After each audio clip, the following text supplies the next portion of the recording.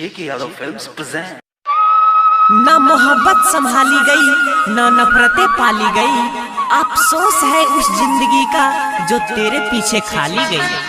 Singing by Prince बिरिया। जाए से पहिले के सोना तू मानी लेका हनवा गे सोना चान बनके करी है अंजोर तू पिया के अंगनवा गे सोना चान बनके करी है अंजोर तू पिया के अंगनवा गे।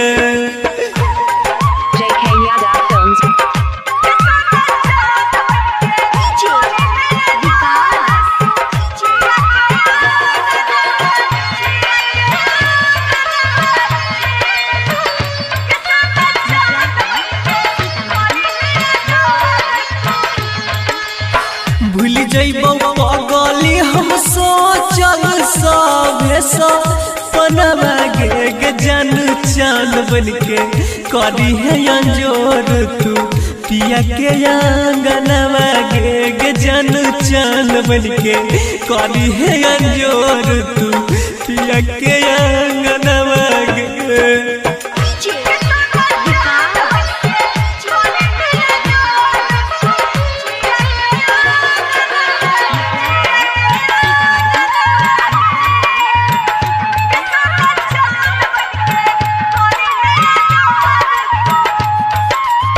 पेनी है जब दुल्हन के जोरा यौरीगा हनवा गे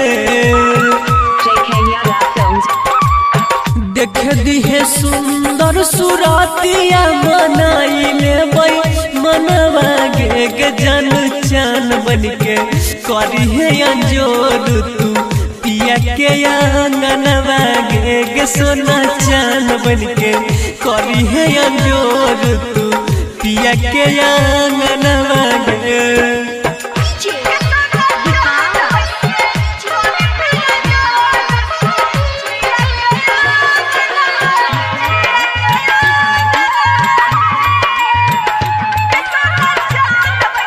सिंगिंग बाय प्रिंस बिरिया। कैल ही जे साथ हमरा करी है नहीं दोसरा के संगवा गे सैया के साथ लेनी भाई है पैसा तो चनवा गे जान चान बनके करी है अंजोर तू पिया के अंगनवा गे सोना चान बनके करी है अंजोर तू पिया के अंगनवा गे। तोड़ल ही प्रिंसा के तो दिलावा देखाई के सपनवा गे जान चान बनके करी है अंजोर तू पिया के अंगनवा गे।